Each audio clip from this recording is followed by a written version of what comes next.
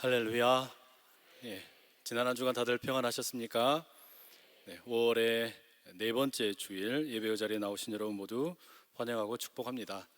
오늘은 인생 조율 세 번째 시간인데요, 삼위일체, 이런 제목의 말씀 함께 나누겠습니다.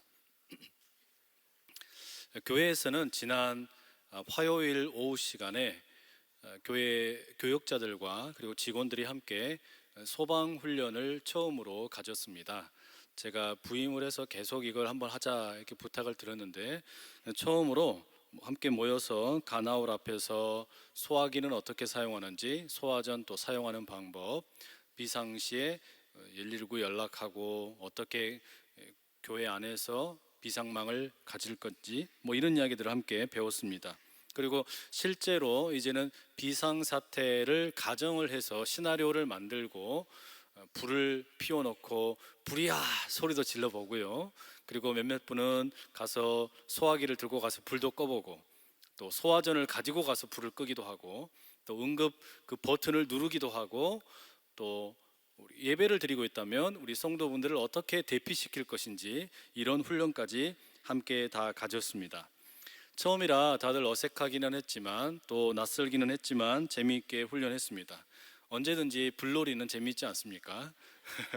그래서 재미있게 불 피워놓고 또 불 끄고 잘했습니다. 그런데 이날 훈련을 진두지휘했던 우리 직원 중에 임 집사님이 계시는데, 이분이 아주 명언을 남겼습니다. 뭐라 그러시냐면, 우리가 머리로 기억하는 것은 소용이 없고 몸으로 기억하는 것이 진짜다, 이런 이야기를 남기셨어요. 근데 이게 정말입니다. 정말로 우리가 머리로 이 대피하는 요령, 또 소화기를 사용하는 방법, 소화전 사용 방법, 응급시에 어떻게 대피해야 하는지, 그런 거 머릿속으로 아무리 잘 알고 있어도 실제 응급 상황이 발생을 하면 무용지물입니다. 그거 머릿속으로 알아봐야 아무 쓸모 없다는 말이에요. 더 중요한 것은 실제로 그것을 연습을 해보고 몸으로 훈련을 해야 이게 이제 몸에가 기억이 나면 본능적으로 그렇게 움직인다는 말이죠. 그래서 머리에 들어있는 것보다 몸으로 기억을 하고 몸으로 배우는 게 훨씬 더 중요하다, 이런 말이죠. 우리 신앙도 마찬가지 아니겠습니까? 우리가 머리로 성경의 내용을 아무리 많이 안들, 신앙의 어떤 신학적인 교리를 많이 안들, 그것은 진정한 신앙인의 모습이라고 말하기 참 어렵습니다. 진짜 신앙인이 되려고 하면 머릿속에 든 것이 많은 게 아니라 삶으로 그것을 살아내는, 몸으로 살아내는 연습이 있을 때 진짜 신앙인이 된다, 이런 말이죠. 왜 그렇습니까? 우리가 인생의 위기를 만났을 때 이것이 머릿속에 들어있을 때는 믿음이 아무런 효과를 내지 못한단 말이죠. 하지만 우리가 몸으로 이걸 훈련을 해 놓으면, 우리의 신앙을 몸으로 훈련하게 되면 이제 위기를 만났을 때 믿음이 작동을 한다, 이 말입니다. 그래서 믿음이 우리를 살려내는 줄로 믿습니다. 저는 그런 점에서 설교자는 설교를 준비할 때 피를 흘려야 된다라고 생각을 해요. 두 가지 피를 흘려야 되는데, 하나는 설교를 열심히 준비하면서 코피를 흘리든지 최선의 노력을 한다, 그런 의미에서의 피 흘림이고, 두 번째 피 흘림은 우리가 설교자가 선포하는 복음, 하나님의 말씀이 추상적이거나 어떤 관념이나 개념이 아니라 살아서 우리 가운데서 거하시는 예수님처럼, 예수님이 성육신이 되셔서 우리 가운데 함께 거하셨던 것처럼 설교가 실제 말씀이 되려면 사람 냄새가 나야죠. 그리고 만져질 수 있는 것이 돼야 되고 실제적인 현실이 되어야 된다, 이런 말입니다. 그런 의미에서 설교자는 피를 흘리고 그것을 설교에 담아야 된다, 이런 말이죠. 그런 점에서 보면 오늘 설교는 사실은 상당히 위험한 설교인지도 모르겠습니다. 왜냐하면 오늘이 교회력으로 삼위일체 주일입니다. 이 삼위일체 주일은 부활절 이후에 50일을 지나서 우리가 성령 강림절을 보내고요, 그 성령 강림절 다음 주를 우리가 삼위일체 주일로 지키게 됩니다. 그런데 이 삼위일체라는 말부터가 벌써 어렵습니다. 삼위일체라는 말 자체가 우리가 이해하기 어렵고 설명하기가 쉽지가 않습니다. 하나님의 존재 양식이라고 할 수 있는 이 삼위일체라는 것을 성도분들도 이해하기 어렵고 설교하는 분들도 어려워한다, 이런 말입니다. 심지어 이단의 하나인 여호와의 증인은 삼위일체라는 말이 성경에 어디에도 기록이 되어 있지 않으니까 그것은 진리가 아니다, 이렇게 주장을 하고 다니곤 합니다. 그런 의미에서 여하튼 이 삼위일체를 설명한다는 거, 이해한다는 거 참 어렵습니다. 왜냐하면 셋이 하나이고 하나가 셋이라고 하니까 이게 어려운 거예요. 이걸 이해하려고 그러면 3에서 출발해서 1로 가든지 아니면 1에서 출발해서 3으로 가든지 어떤 식으로든지 설명을 해야 될 겁니다. 그런데 설명을 하다 보면 3을 강조하면 1을 강조하지 않았다고 비판을 하고, 1을 강조하면 3을 또 무시했다고 또 비판을 하는 거예요. 그러니 삼위일체 설교했다 그러면 이단이라는 소리를 참 많이 듣습니다. 하지만 여기에다가 더 커다란 문제가 뭐냐, 삼위일체라는 이 교리가 도대체 우리가 사는 현실과 무슨 상관이 있냐, 이런 거예요. 내가 살아가는 현실과 그 삼위일체라는 어려운 교리가 무슨 관련이 있냐, 그거 아무 쓸모없고 그저 논쟁하기 좋아하는 사람들이 만들어 놓은 쓸모없는 교리 아니냐, 이렇게 오해하는 분들이 많이 계신다라는 말이죠. 그런 점에서 삼위일체 설교하기 참 어려운데요, 그러나 우리가 삼위일체라는 이 교리를 무시할 수 없는 이유는 우리의 신앙 고백 속에 삼위일체의 교리가 언제나 들어있기 때문입니다. 그런 점에서 오늘 우리는 인생 조율의 세 번째 시간으로 이 삼위일체에 대해서 살펴보려고 합니다. 여러분, 우리는 예배를 드릴 때마다 사도신경으로 신앙을 고백하지요. 그 내용을 보시면 나는 전능하신 아버지 하나님 천지의 창조주를 믿고, 나는 그의 유일하신 아들 예수 그리스도를 믿고, 그리고 뒤에 가서 나는 성령을 믿습니다, 이렇게 고백하지 않습니까? 그러니 우리가 사도신경을 고백한다라는 말 속에는 내가 인지하고 있든지 못하고 있든지 간에 삼위일체에 대한 고백을 담고 있다라는 말입니다. 이것은 교회의 2000년 역사 동안에 지켜왔던 중요한 진리이고 또한 성경이 담고 있는 내용입니다. 그렇다면 우리가 개별적인 하나님, 성부 하나님은 누구이신지, 예수님은 누구이신지, 성령님은 누구이신지를 아는 것도 중요하지만 이 삼위의 하나님께서 어떻게 하나로 계시는가, 그것이 도대체 오늘 우리에게 어떤 의미가 있는가, 이것을 우리가 꼭 알아야 한다, 이런 말이죠. 그런 점에서 오늘 우리가 삼위일체 내용을 살펴보려고 합니다.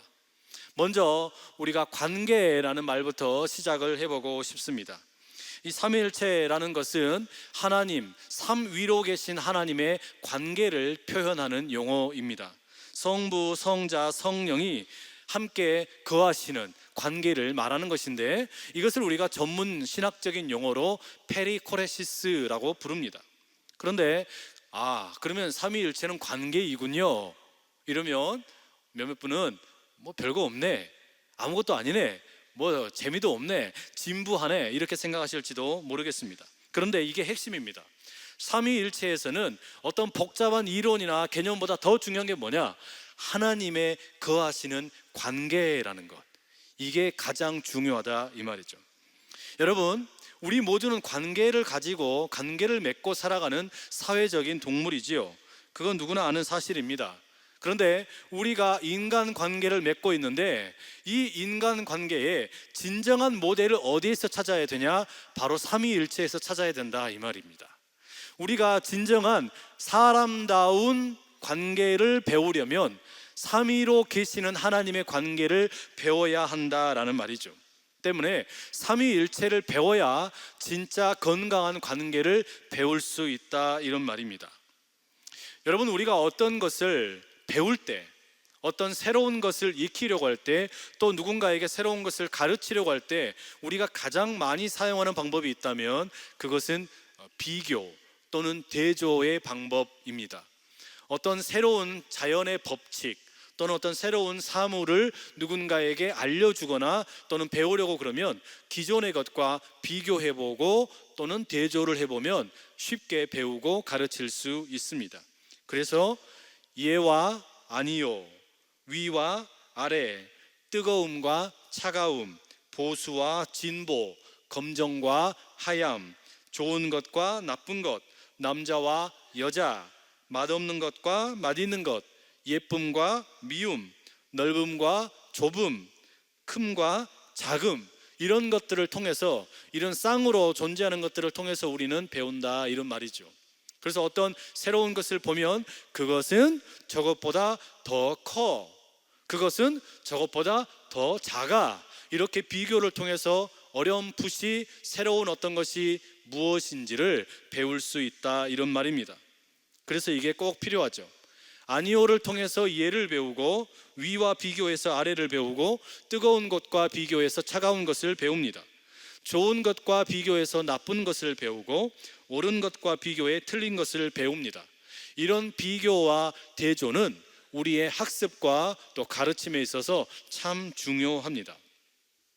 그런데 여러분, 이 비교라는 것, 대조라는 것을 우리 사람 사이의 관계에 대비시켜 보십시오. 그러면 이게 상당히 문제가 생기기 시작을 합니다.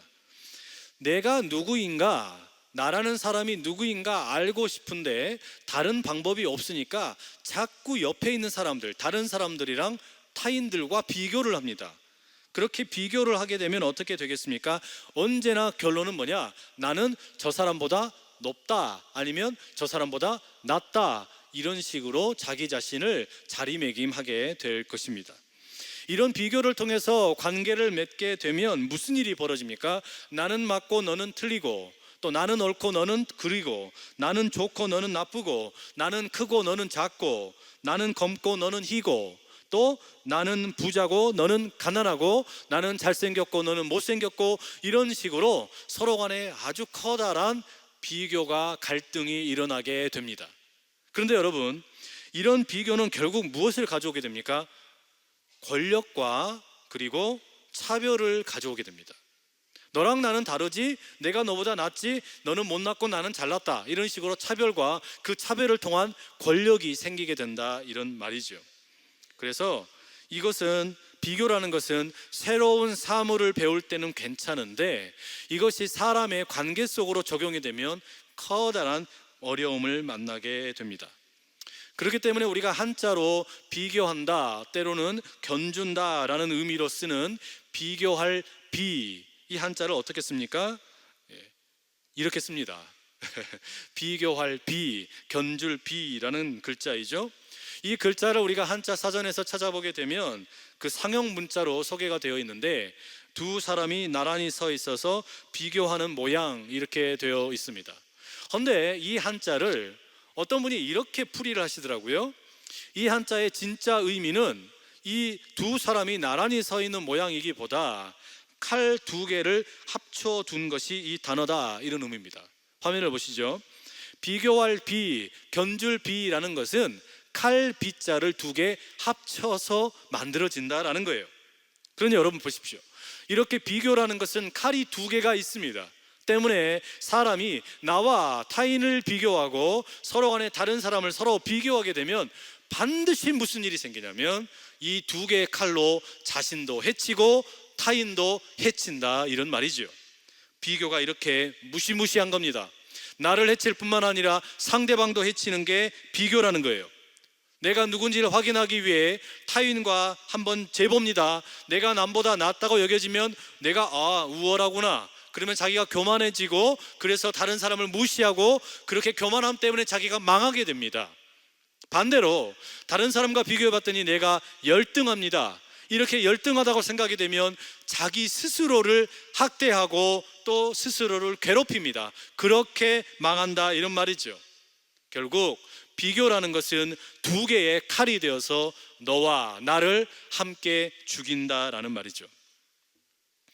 얼마 전에 서울의 강남에서 여성에 대한 혐오를 가지고 있었던 한 남자가 여성을 비참하게 잔인하게 죽인 사건이 있었습니다. 또 안산의 대부도에서는 상체 그리고 하체가 따로 분리된 채 시신이 발견되기도 했었습니다. 또 며칠 전에는 대구에서 어떤 회사의 사장을, 그 회사의 직원이 잔인하게 살해하는 일도 있었습니다. 여러분, 우리가 살고 있는 현실에 보면은 너무나 많은 강력 범죄들이 너무 많지요. 그런데 이런 일들이 왜 일어날까? 복잡하다면 복잡하겠지만 사실은 간단합니다. 왜 그렇습니까? 그 대부분의 이유는 단순하게 말하면 관계 때문입니다. 그 관계의 문제가 서로와 서로를 비교해서 내가 열등하다고 생각을 해서 그것이 다른 사람에 의해서 당하고 폭력을 당하다가 결국 그게 폭발을 해서 다른 사람을 찌르기도 하고, 때로는 강하다고 생각하는 사람이 다른 사람을 찌르기도 한다는 말이에요.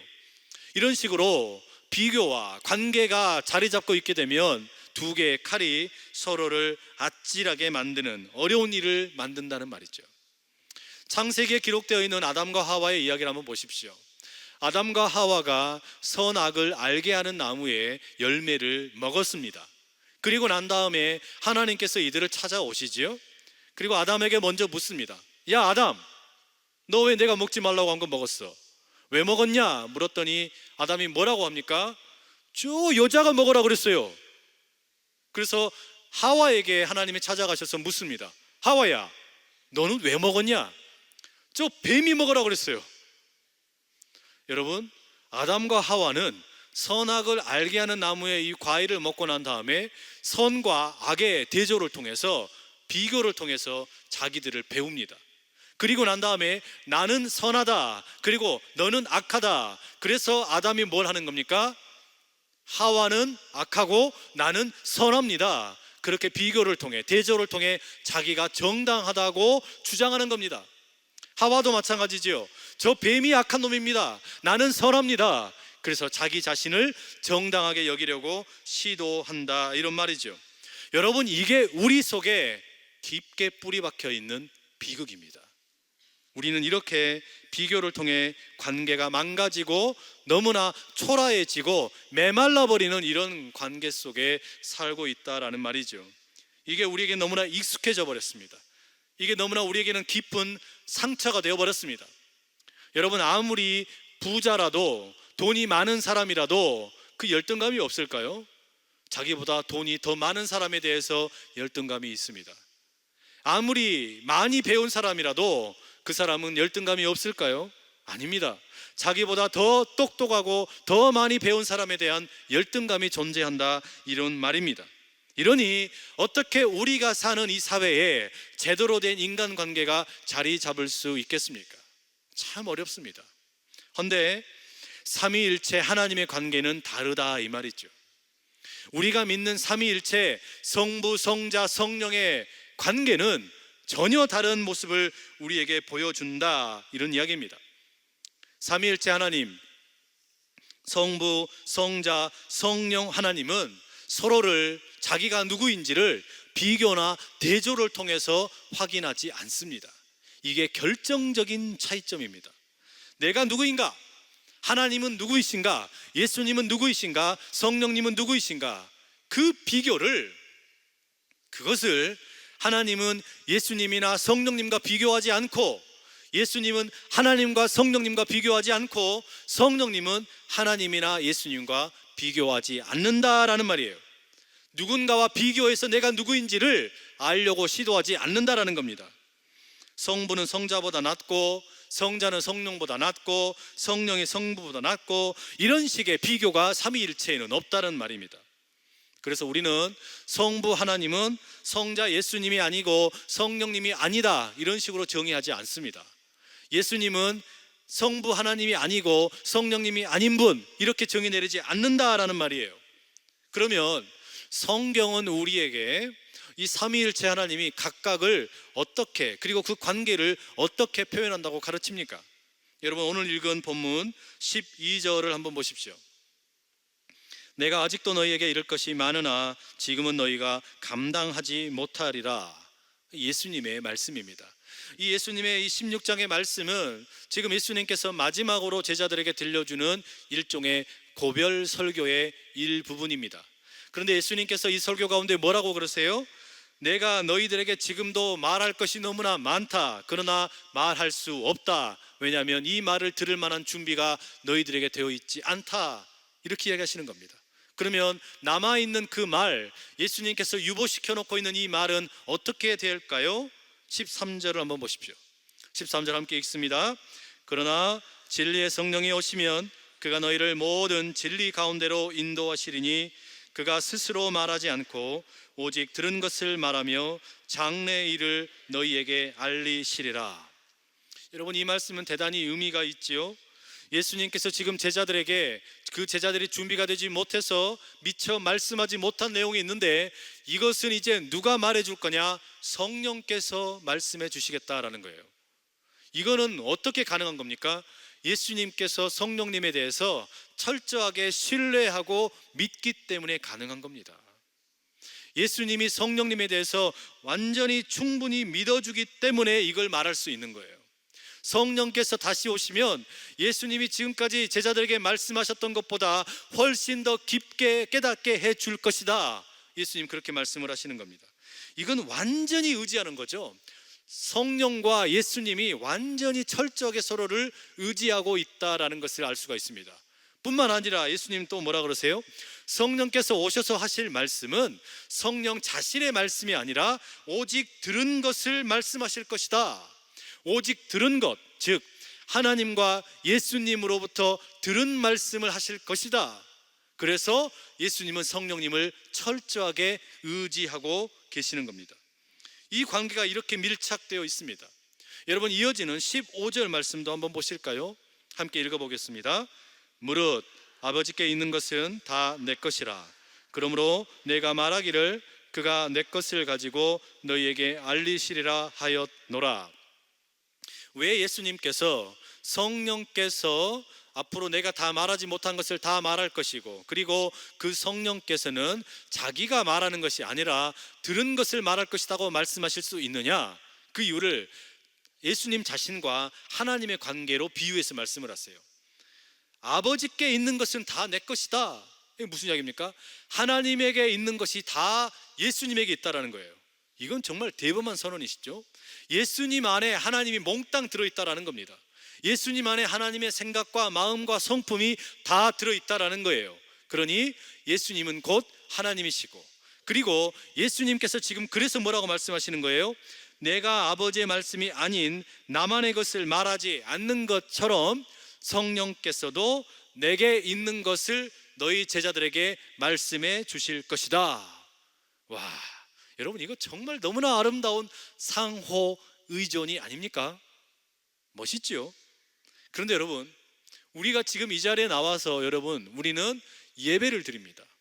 우리가 믿는 신에게 예배 경배를 드리는 겁니다. 이 세상의 모든 믿음을 가지고 있는 사람들, 신을 가지고 있는 사람들은 그 신을 향하여 예배를 드리죠. 우리는 삼위일체 하나님, 성부, 성자, 성령 하나님께 예배하기 위해 이 자리에 나와 있습니다. 그런데 여러분 보십시오. 내가 믿는 신이 어떤 신인지에 따라서 그 믿음을 가지고 있는 사람도 신을 닮아가는 게 정상입니다. 내가 믿는 신이 어떤 신인지 배우고 익혀서 그것을 몸으로 소화시키게 되면 그도 그 신처럼 된다, 이런 말이에요. 예를 들어서 그리스와 로마의 사람들은 어떻습니까? 이들은 그리스와 로마의 신들을 섬기고 믿었습니다. 그런데 보십시오. 그 그리스와 로마의 신들은 마치 사람처럼 전쟁하기 좋아하고 미워하고 서로 갈등하고 늘 싸우는 사람들이었습니다. 질투하다가 전쟁을 하고 결국 이런 것이 신들 사이에도 계급과 서열을 만들었습니다.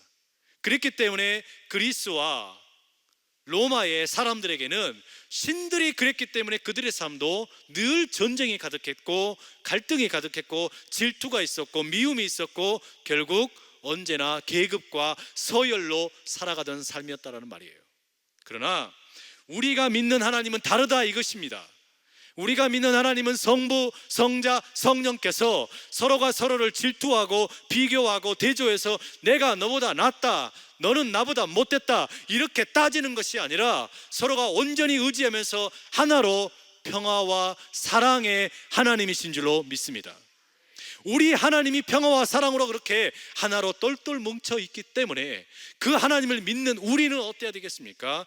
우리도 그렇게 하나님처럼 평화와 사랑에 하나 되는 모습으로 살아야 될 줄로 믿습니다. 그래서 요한복음 14장 8절에 빌립이 예수님께 이렇게 묻습니다. 주여 아버지를 우리에게 보여주옵소서. 그러면 족하겠나이다. 제자 빌립이 예수님께 묻습니다. 예수님과 함께 동행을 했지만 나는 예수님 하나님을 보고 싶습니다. 그랬더니 예수님이 15절에 이렇게 대답을 하세요. 빌립아, 내가 이렇게 오래 너희와 함께 있으되 네가 나를 알지 못하느냐? 나를 본 자는 아버지를 보았거늘 어찌하여 아버지를 보이라 하느냐? 이게 무슨 말씀이겠어요? 하나님 아버지께서는 자신이 누구인지, 하나님이 누구인지를 궁금하면 예수님을 봐라 라고 말씀하시는 겁니다. 하나님이 누구인지 궁금하면 예수님을 봐라. 그리고 오늘 본문에는 뭐라 그랬습니까? 예수님이 남겨진 말이 궁금하면 성령님을 배워라. 하나님이 궁금하면 예수님을 보고, 예수님이 궁금하면 성령님을 봐라. 이게 얼마나 놀라운 말씀입니까? 여러분, 우리의 관계는 어떤지 한번 보십시오. 내가 누구인지 궁금하면 아내에게 물어보십시오. 내가 누구인지 궁금하면 자녀에게 물어보십시오. 내가 누구인지 궁금하면 내 친구들에게 물어보십시오. 여러분, 자랑스럽게 말할 수 있으시겠어요? 겁나지요? 겁납니다. 내 욕할까 봐 겁난단 말이에요. 또 두 사람이 만나서 서로 이야기를 하는데 그 다음에 그 두 사람이 말했던 이야기가 다른 데 가서 전해지면 어떻습니까? 꼭 다른 이야기가 들어와요. 둘이 만났을 때 했던 이야기 말고 다른 이야기를 보태가지고 이야기를 해서 결국 갈등이 일어난다 이 말입니다. 그러니 어떻게 됩니까? 서로 말하면서도 믿지를 못해요. 우리 둘만 알고 있자, 우리 둘끼리 비밀로 하자. 비밀이 없어요. 믿어주지를 못하는 겁니다. 신뢰를 못하는 겁니다. 하나가 되지를 못하는 거예요. 이게 오늘 우리의 모습이다 이런 말입니다. 우리는 남과 비교하면서 너랑 나는 다르고 너랑 나는 비교되어 있다, 이런 것으로 익숙하게 살고 있었기 때문에 삼위일체 하나님의 관계라는 것을 도무지 어디에서도 경험해 본 적이 없다 이 말이에요. 이건 세상 어디에도 없는 관계입니다. 어떻게 이렇게 철저하게 서로를 다른 이에게 의지하고 그렇게 온전히 신뢰하고 믿어줄 수 있냐 이 말입니다. 하나님께서는, 예수님께서는, 성령님께서는 이토록 철저하게 하나 되는 모습을 우리에게 보여주셨습니다. 이 아름다운 관계가 우리가 믿는 하나님의 모습이다 이 말이죠. 그런데 예수님께서는 이렇게 제자들에게 말씀을 하시면서 요한복음 17장에 가셔서 참으로 위대한 기도를 하나님께 드립니다. 간절한 기도를 드리세요. 17장 11절 한번 읽어보실까요? 나는 세상에 더 있지 아니하오나 그들은 세상에 있사옵고 나는 아버지께로 가옵나니 거룩하신 아버지여, 내게 주신 아버지의 이름으로 그들을 보전하사 우리와 같이 그들도 하나가 되게 하옵소서. 그들을 보전하사 우리와 같이 그들도 하나가 되게 하여 주십시오. 이게 예수님이 남기신 마지막 기도의 내용이었습니다. 예수님께서 하나님께 드리는 마지막 기도의 내용이 뭐냐? 우리를 믿겠다고 제자가 되겠다고 하는 사람들, 교회가 되겠다고 하는 사람들, 저들이 우리처럼 하나가 되게 해주십시오. 이게 예수님의 간절한 바람이었다 이 말입니다.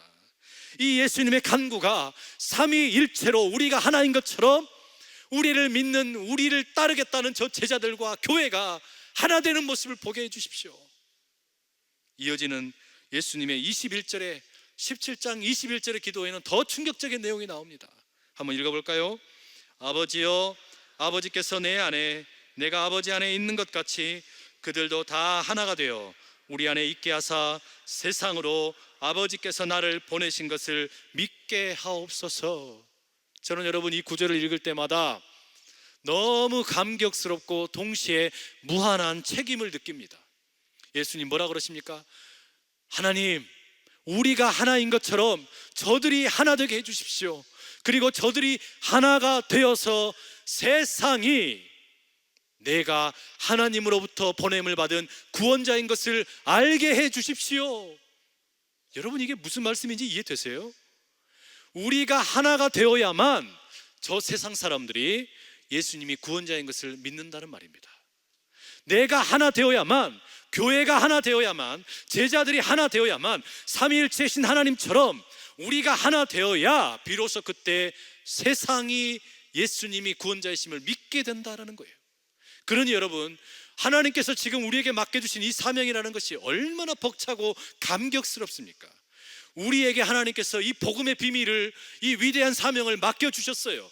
그러니 감격스럽습니다. 그런데 동시에 이것이 너무나 커다란 우리에게 무한한 책임이 되는 것은 우리가 하나 되지 못하면 우리 때문에 하나님의 이름이 땅에 떨어진다는 말입니다. 우리가 하나 되지 못하면 예수님의 이름이 땅에서 뒹굴면서 너무나 모욕을 당하게 된다, 이 말이에요. 우리가 하나 되지 못하면 성령께서 일하시는 것이 무의미해져 버린다, 이런 말이에요. 그러니 여러분 어떻습니까? 교회는 하나 되어야 하는 공동체인 줄로 믿습니다. 그런데 우리가 하나 되는 이유는 그저 함께 놀기 위해서, 친하게 지내기 위해서 하나 되는 것이 아니라 우리의 하나됨을 통하여 이 세상이 예수님이 구원자이심을 믿을 수 있기 때문입니다. 이게 교회를 향한 하나님의 위대한 계획이고 교회에 맡겨주신 위대한 사명인 줄로 믿습니다. 이 삼위일체의 이 모델, 하나 되는 하나님의 모습, 그리고 우리에게도 하나 되기를 원하시는 이 모습은 세상에는 없다는 말이에요. 세상 어디에서도 이런 모델은 찾아볼 수가 없습니다. 그런데 이 모습의 흔적을 그나마 찾아볼 수 있는 곳이 어디냐? 바로 가족과 교회 아닙니까? 여러분, 가족을 보십시오. 가족 안에서 우리가 자녀를 사랑하는 이유, 조건 때문에 사랑합니까? 우리 그렇지 않잖아요. 아들, 너는 보니까 키가 180이 안 되네. 넌 사랑할 수 없어. 아들, 너는 보니까 건강하지 않구나. 그래서 넌 사랑할 수 없어. 아들, 넌 좋은 대학도 못 들어가고 직장도 좋은 데를 못 갔구나. 그러니 너는 사랑할 수 없어. 딸, 너도 보니까 키가 165가 안 되네. 넌 사랑할 수 없어. 딸, 넌 왜 그렇게 생긴 게 자유롭게 생겼어? 넌 사랑할 수 없어. 딸, 넌 도대체 왜 그렇게 맨날 네 멋대로 살아? 넌 사랑할 수 없어. 여러분, 이런 부모님 계신가요? 아무도 안 계시지 않습니까?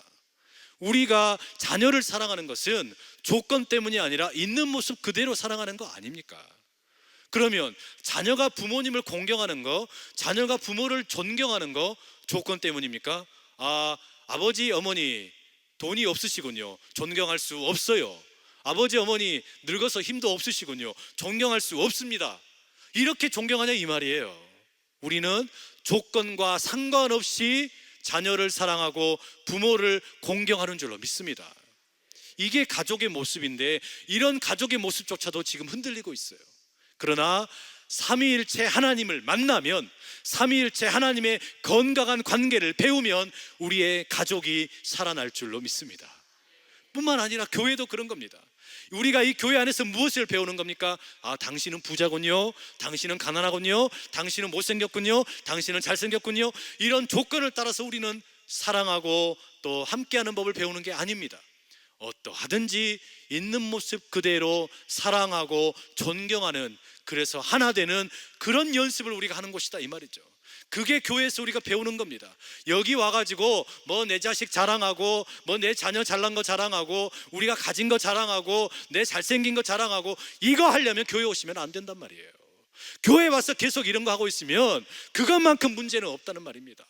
교회에서 우리는 다른 것과 상관없이, 우리의 조건에 상관없이 우리를 먼저 사랑하신 그 하나님의 하나됨을 따라 우리도 서로 하나 되는 모습으로 온전히 똘똘 뭉칠 수 있기를 간절히 축복합니다.